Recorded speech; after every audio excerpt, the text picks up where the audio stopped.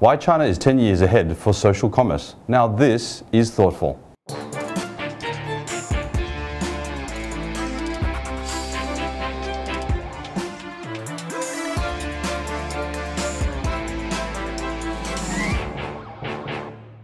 Hello, I'm Clement Sang in Shanghai.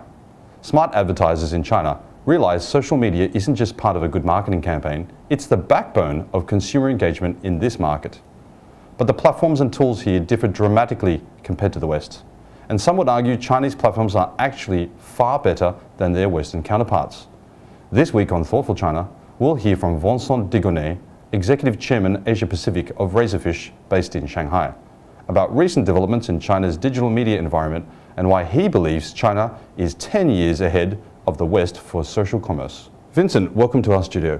So let's start off with getting an analysis of what your thoughts are about the Chinese digital market and social commerce. Well, I started to work on it a bit more than a year ago because I got tired of hearing Westerners and Americans speaking about China copying the West. And all of a sudden, when you look at the ecosystem in China and the evolution of the major platforms in the past few years, the conclusion I had was that China was actually 10 years ahead of the rest of the world in both e-commerce and social media.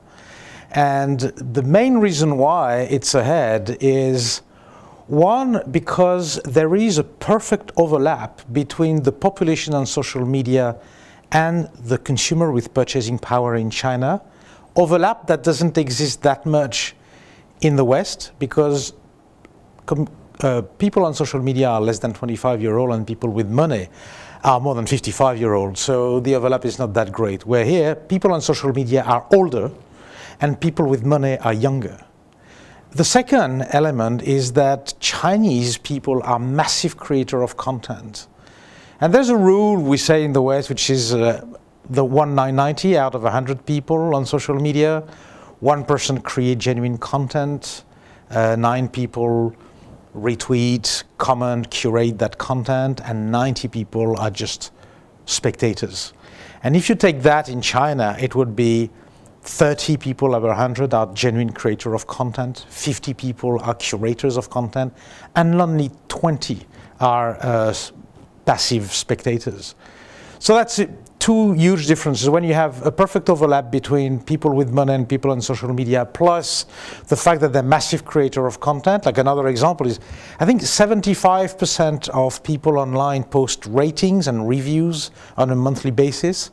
If I take US or Germany, it's like 20%, not even. And the last, but not the least, is, and that is very interesting, is sociologically what brought people in China to social media.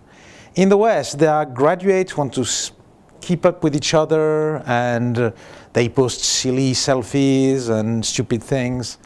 In China, it's much more thoughtful. Basically, people who are isolated in a vast market with a one-child policy, people who do not really trust neither the media, nor the institutions, nor the brands, nor the retailer.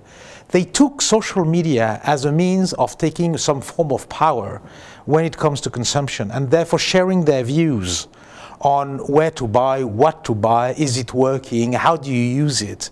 It's become a very utilitarian element. And therefore, when it's only a very small component of the marketing mix in the West, it's the backbone of consumer engagement in China. Right. So how have the platforms, in recognizing this potential consumer control, how have the platforms adapted and to then address and to try to leverage this power? I think that's the most brilliant thing of the whole progress. Taobao in 2006 didn't exist almost. eBay, with internet, they had 80% market share in e-commerce. Now Taobao are 80% of the e-commerce. Why? Because they recognized, eBay first came in and said, okay, we're going to do it the American way. It's everywhere the same in the world. So you don't put buyers and sellers in touch with each other. Huge mistake in China. You do not allow them to bargain. That's impossible in this market. And no chat functionality. They said, no, we're not going to do that. And on top of that, they were taking a cut on the sales as opposed to taking marketing dollars from an ecosystem. Taobao did exactly the reverse. And in the beginning, what was interesting is they couldn't access the traffic because eBay at the time had exclusive relationship with all the big portals, and therefore it's very difficult for Taobao. But then what they did is said, well, actually e-commerce is not going to come from tier 1 cities, so forget about tier 1 cities. At that time, everybody was only thinking tier 1. So well, there's the whole west of China, there's the whole middle land, and there's a huge population which is getting more and more money. We're going to federate little sites and we're going to bring that to our site. And in a couple of years, they totally took over the whole market. And what they did is they recognized that social media at the center of it. So said, okay, we're not going to make that mistake. Consumers are going to be at the center of our stores. So there is rating on accuracy of product description, speed of delivery, and the third one is service. And you can see those scores. And the better score you get, the more help you get from the marketing in Tmall. And if you're not good, then you're not going to get any marketing help. And therefore, it's a virtuous circle, or it's literally a free market. It is, exactly. And consumers, they feel comfortable because they have a say. There is lots of space for user-generated content and for them to chat with each other. They can see the scores of the others, therefore they know what's good, what's bad. And it's not something which is decided by somebody else. It's something which is decided by them.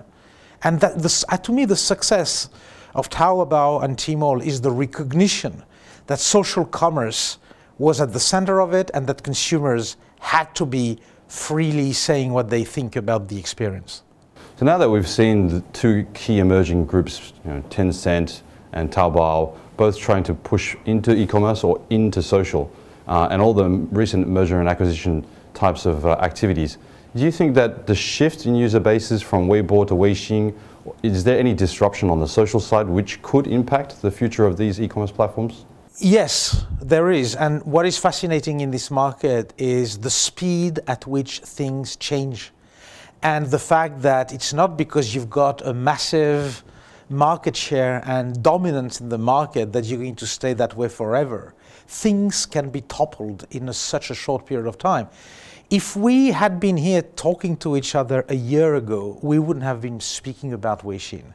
Weibo was still the talk of the town.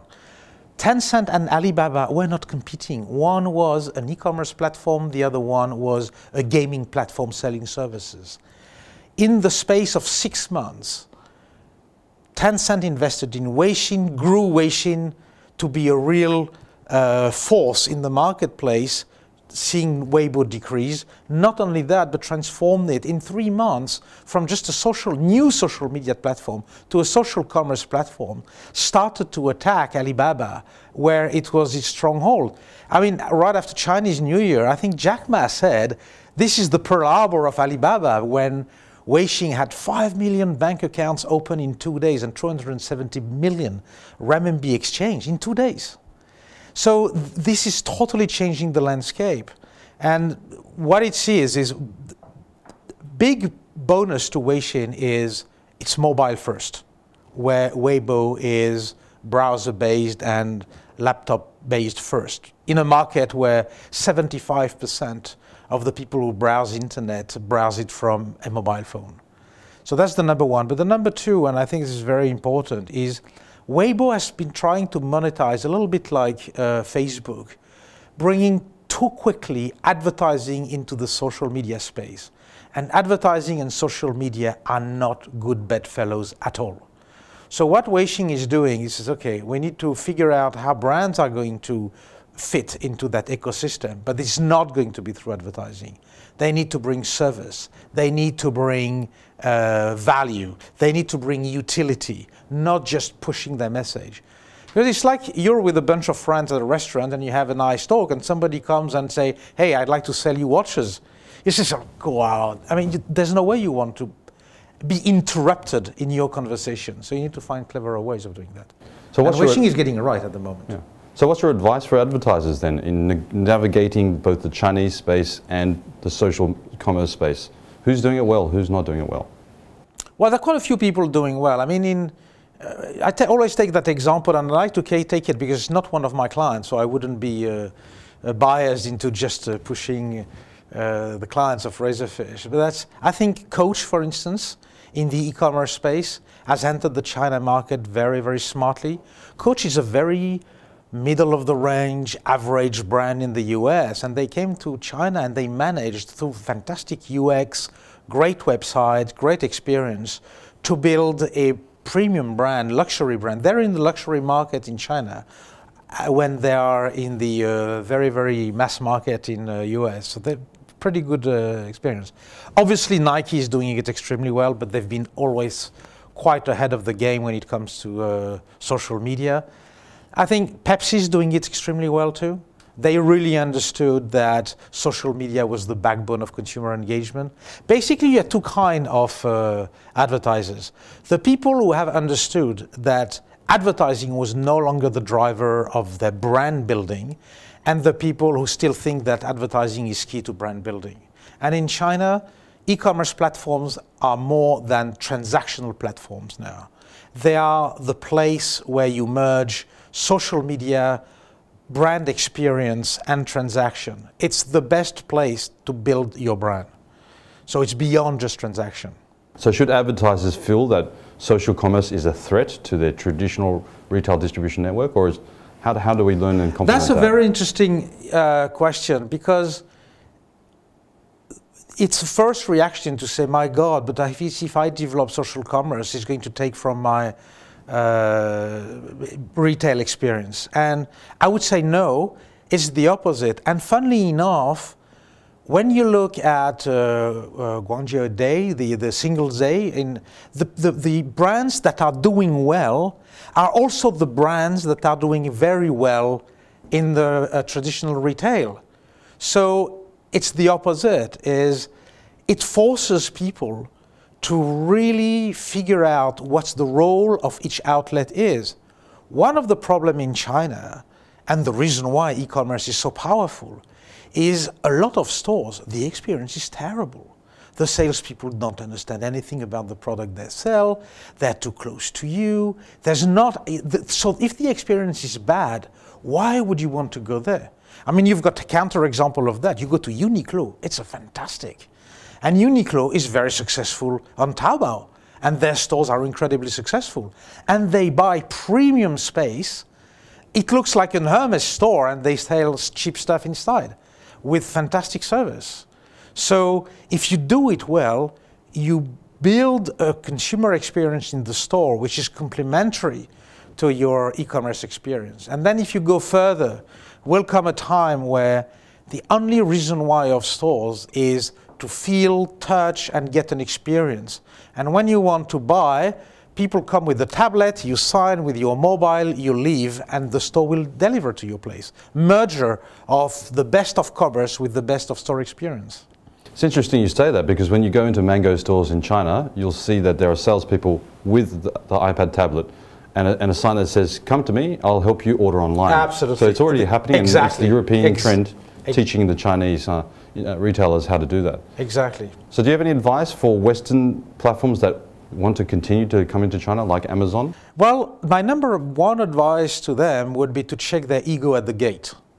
And I've heard too much, well, it's impossible to come to China because the Chinese are protecting their own brand and they're pushing, and they use Google as an example, which is a bad example. The reality is, eBay was before Taobao being pushed out because eBay was not good enough, that Tmall's experience is better than Amazon, that Melisho is better than Pinterest, that Weixin is better than WhatsApp, that Weibo is better than Twitter. So I would say to all the Western platforms who want to come to China, first of all, look at the functionality and the systems that have been built by the platforms in China themselves, and make sure that what you offer is at least at par with that before you enter the market. Vincent, thank you for coming to Thoughtful China today. Thank you very much, Clement. That wraps it up for today. Be sure to subscribe to us on Youku, Tudo, and YouTube. You can also follow us on Weibo, WeChat, and Twitter, and join our LinkedIn group. See you again.